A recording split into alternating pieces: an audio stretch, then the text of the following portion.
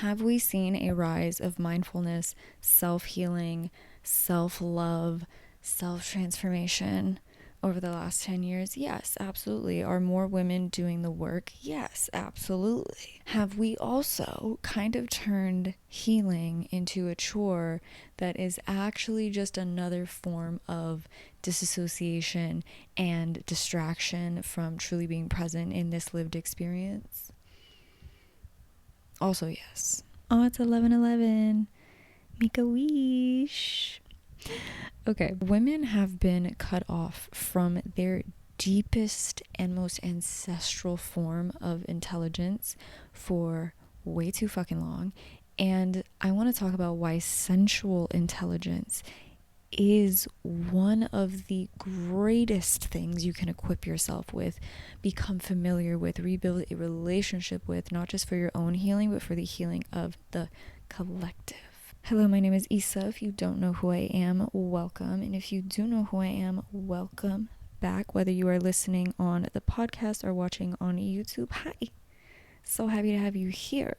The reality is that even women who are in pursuit of healing through mindfulness work, through meditation, through journaling, through talk therapy, through psychoanalysis, all of these things are beautiful things, but so many women are still deeply disconnected from their bodies, from the wisdom that is found in their bodies through their sensual and erotic experience of this life. And the reason for this is because we live in a logocentric society. What the fuck does that mean? Logic, structure, whereas Eros is love, desire, longing, the pursuit of wholeness, okay, connection. And right now we live in a society that overvalues logos, and we have silenced and suppressed Eros, or what we could describe as the feminine. When we talk about feminine and masculine energy, it's another way of talking about logos versus Eros from a less gendered perspective. We live in a capitalistic society which forces us to struggle. A lot of us to struggle, to survive, to meet our basic needs, to live a life of comfort and ease. We have the easiest access to quick dopamine through social media, through streaming than we have ever had before. Anytime you feel anything or experience anything that you don't want to feel, you can just pick up your phone, you can just turn the TV on, you can mindlessly scroll and numb and distract yourself. And we also are still living with this shroud of patriarchal narratives that condition us that rest has to be earned, that pleasure is indulgent and frivolous and sinful, that presence and slowing down is a waste of time. Every aspect of our life has to be optimized, and even healing has become something that must be optimized, right? We are trying to get the best sleep ever. We are trying to find the cure-all for our anxiety, for our anxious thoughts, for any feelings of depression. We are trying to get rid of our shadows. We are trying to get rid of any negativity in our life, everything, even the good things that we might be pursuing. If we're not mindful of how logos is the driving force around pretty much everything that we do, we can very easily fall into an even more imbalanced state, even in our pursuit of healing. And that is why I made a video talking about how you don't need to meditate. And a lot of people were very upset. I still stand by women needing to move away from more mental pursuits of healing practices, and move into more somatic, body-based healing practices. I still stand on that. I don't think that meditation is a bad thing or that it's not effective. Nobody fucking said that. For those of you who commented and were trying to argue with me, but, well, you must have not tried this meditation or this kind of meditation or this. Well, this is a form of meditation. Y'all missed the fucking point. Y'all would have missed it if it hit you in the face, and that's fine. That's not my problem. The video is not for you. Anyway, through my own journey, I have discovered how impactful sensual intelligence is, because going from being diagnosed with anxiety, PTSD, CPTSD, and depression, and every single day having anxiety attacks, panic attacks, every single day, oscillating back and forth between ruminating and spiraling in my mind to completely numbing out, I realized that while the psychoanalysis I was doing, while the shadow work I was doing, while the journaling I was doing, the meditating I was doing, the therapy that I was doing was helping me to better understand myself, it was not helping me to become closer to myself. It was not helping me to be more present. It was not helping me to process my emotions. These things were helping me to become more aware, more conscious of things that I needed to work on. But I was, for years, 5+ years, was stuck in this spiral of, I know what I need to work on, I know what I need to heal, but why am I still feeling this way? And eventually I found energy work, I found somatic movement, I found other modalities of healing, and realized that this was the missing key. And it's the missing key for so many women, and not just women, but again, I'm a woman speaking from my experience as a woman to women. However, I think this is a form of intelligence that everyone needs to be tapping into. As a way of survival, we have turned off our lived experience. We have turned off our capacity to be present and our capacity to experience not just grief and anger, but joy and bliss and pleasure and presence. And so again, if you are pursuing healing and you're doing all the right things on paper, but you've been doing this for a while and you feel like, why do I still feel this way? Why am I still reaching for my phone or for unhealthy coping mechanisms when I'm going through discomfort? Why can't I be fully present when I'm intimate with myself or with my partner?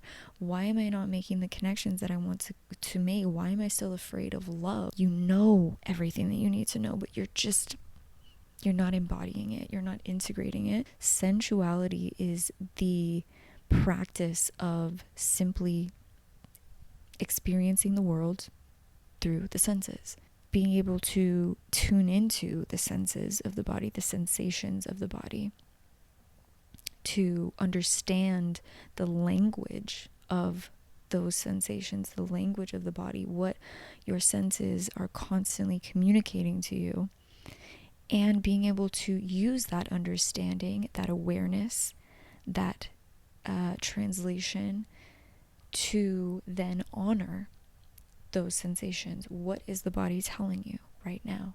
How can you lead from this place? How can you lead from a place of deep awareness of what is happening within you, of how you are responding to the world around you, of how you're responding to the world within you? How can you move from that place? For women who are deeply disconnected from the body, who do not know how to hold pleasure or joy, who are not comfortable with processing their feelings, who are constantly moving on autopilot throughout the day, engaging in sensuality is not the indulgent thing that society likes to say that it is. It is a reclamation of your lived experience. It is a reclamation of your capacity to be in your life. So with that definition in mind, how can we allow sensuality and Eros, sensual intelligence, to lead our life so that we can experience truly deep healing and transformation? Sensuality heals us through expanding your capacity for healthy emotional processing. Emotions are simply felt sensations in the body. The mind is just creating a story about what that emotion means, where it comes from, and that is what keeps us from being able to process the emotions. That is what allows us to spiral and to be consumed, to be overwhelmed by our emotions, is the story that our mind is creating. And when you can experience emotion as just felt sensation in the body. And you know what? You can journal about it later. You can write poetry about it later. You can create art about it later and give language and definition to those experiences later. But in the moment, when you can practice, you're starting to feel anxious, you're starting to feel sad, you're starting to feel angry, whatever it is. What does that feel like in the body? Is it hot? Do you feel a tightness? Where do you feel that tightness? Do you feel contraction? Do you feel tingling? What are you feeling in the body? And being able to tune in to those sensations, it takes the fear away. It takes the fear and the resistance that we have around moving through uncomfortable emotions away.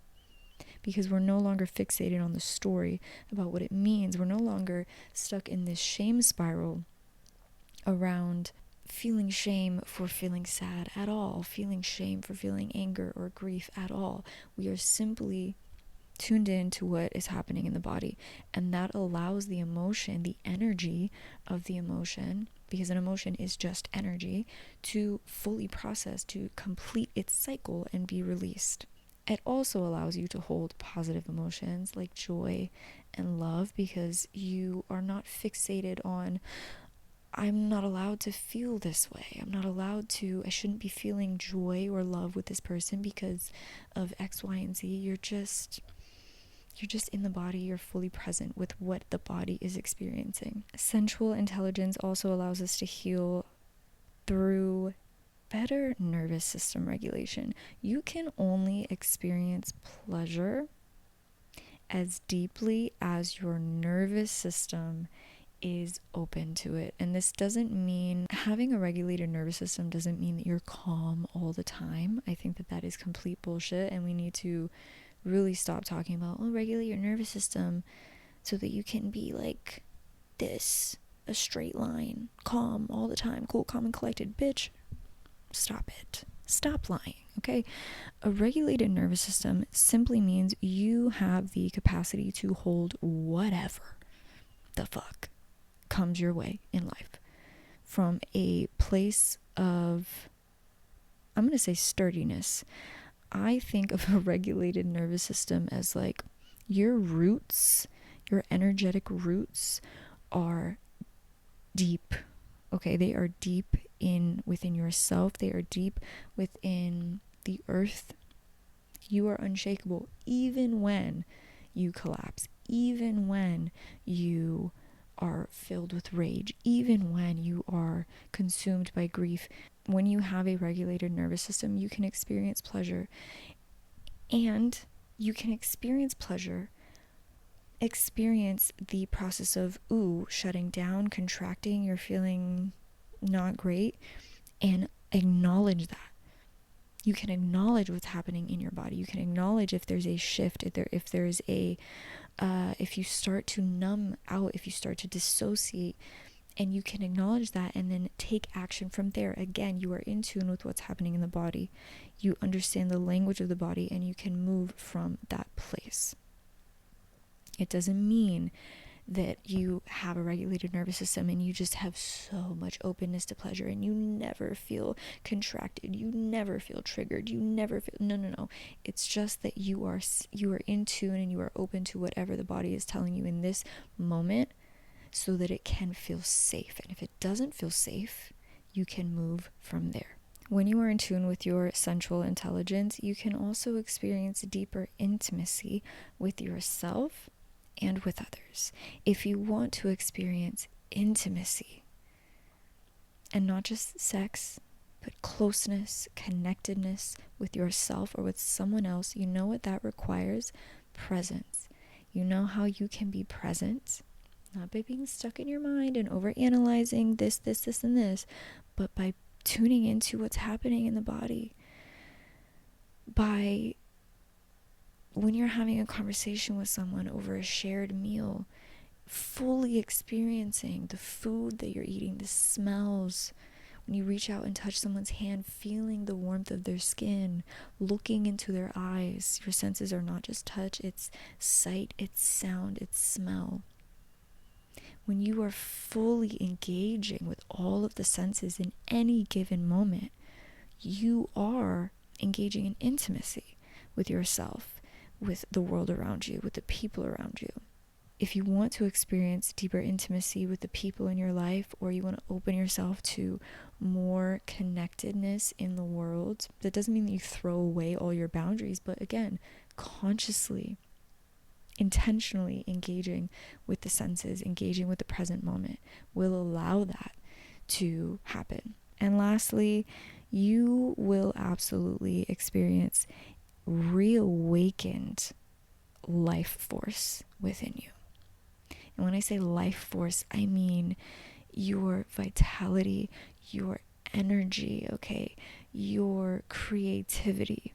And no, you might not experience this all the time. However, you will be more turned on by life. And I don't mean horny. I just mean the fire within you is going to be lit up more of the time when you are connected to this form of intelligence. Because where is your sensual energy? It's in your sacral. Okay? And what does the sacral house? It houses your creativity. It houses your eroticism. It houses your pleasure. And it's also connected to your solar plexus, which houses your joy, your confidence, your willpower. It's connected to the root chakra, which houses your safety, your groundedness within yourself. And so when you open yourself to sensual intelligence, you are operating from that place. You are not stuck in your head all the time. You are rooted in these lower chakras, in these lower energy centers, and you are moving from that place. And people can feel that. People can feel that. Even if you look at the colors, red for root chakra, orange for sacral, and yellow for the solar plexus, that's fire. It's fire, right? And you can feel when someone is moving from that place, when someone is in tune with their eroticism, with their sensuality. It's not always going to be forced. It's not always going to be obvious. They're not going to be the most sensual. They don't talk like this and just sound like they're just so blissed out all the time. I'm sorry, I'm being a bitch. It's not going to be obvious. They're not going to be the loudest in the room, but you will feel that energetic blueprint. You can feel when someone is just turned on by themselves, by their own energy. You can feel when someone is just here with you. And so I want to leave you with a couple of practices that you can do to begin to open up to this energy, to this intelligence. The first one is going to be pleasure journaling. So writing down throughout the day or throughout the week, what are some things that made you feel good? And if you can't think of anything, what do you think would make you feel good? For me, I love, whether it's when I'm just getting out of the shower or just because I need to give myself a little bit of a boost, I love to put on oils. I have my nice smelling oils. I have my spiritual oils. I just love that. It just makes me feel good. It makes me feel so good. I love the smells. I love the feeling. I love giving myself a little hand massage, a little arm massage on my legs. I love it. Love it. Love to anoint myself. Okay. Lighting a candle brings me joy. A warm cup of tea. I don't give a fuck how hot it is. I love a warm cup of tea. Gives me so much pleasure. The feeling of fresh sheets after I've showered and moisturized gives me so much pleasure. Sitting outside and hearing the birds and smelling the smell of the trees and the air brings me pleasure. Dark chocolate with raspberries from Ghirardelli Chocolates brings me pleasure. Okay, there are so many things that it could be. Okay, my vibrator brings me pleasure. It could be from sensory experiences to moments with friends, interactions with people. It could be anything. What brings you pleasure? Another practice you can do is sensual grounding. So taking the time, whether it's when you first wake up, when you're going to bed, or before you do something that usually you just rush into, whether that's going to go exercise or sitting down to shovel food down your throat because you're starving, or rushing to work, whatever. Take a moment, whether it's 30 seconds or 60 seconds, to stop. Take a deep breath. You can close your eyes, or you can just observe the world around you and just pay attention to what you're feeling in your body. Just notice the sensations without attaching any meaning to it, or, oh, I'm feeling tension in my neck and it's because I did this and because I'm so tired and because just notice, okay, I'm feeling this tightness in my neck. I'm feeling a knot in my throat. I'm feeling a heaviness in my body, or I'm feeling really good. I'm feeling vibrant. I'm feeling light. I'm feeling bubbly. I'm feeling energized. I'm feeling warm. Whatever it is, just take stock and ground yourself. Wiggle your fingers, wiggle your toes, touch your skin, touch your face, put your hand over your chest, feel your breath rising and falling, feel your feet on the earth or on the surface beneath you. Just take a moment to ground into the present moment using all of your senses. Bonus practice that I'm going to give you is go read, even if you know it already, go read Wild Geese by Mary Oliver. And remember what we are supposed to know.